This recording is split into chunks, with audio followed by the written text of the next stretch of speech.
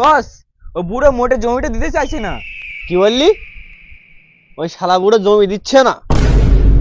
চল ওই বুড়োকে ওই বুড়োর জমিতে কবর দেবো, চ।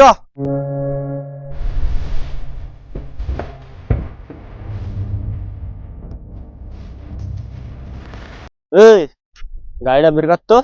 ঠিক আছে বস।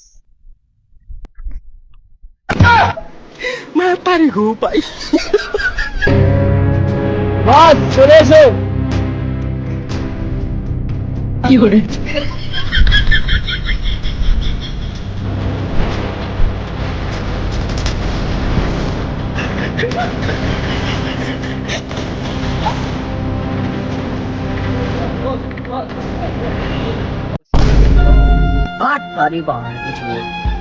আরে ওই তো শালার বুড়ো।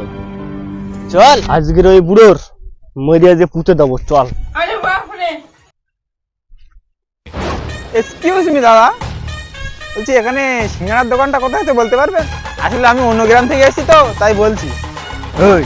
এই রাস্তা দিয়ে দেখতে পাচ্ছিস, এই রাস্তা দিয়ে সোজা বাড়ি চলে যা। আরে আরে বড়, তোমরা তো রাগ করছো কেন? আমি নিজেই খুঁজে নিচ্ছি তো।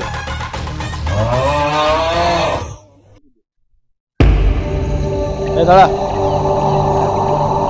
এই দেখ বুড়োর হাতে 10 লাখ টাকার চেকটা দিয়ে দিব, আর বুড়ো যদি না যদি নেয় তা বুড়োর জমিতে কবর দেবো। চল।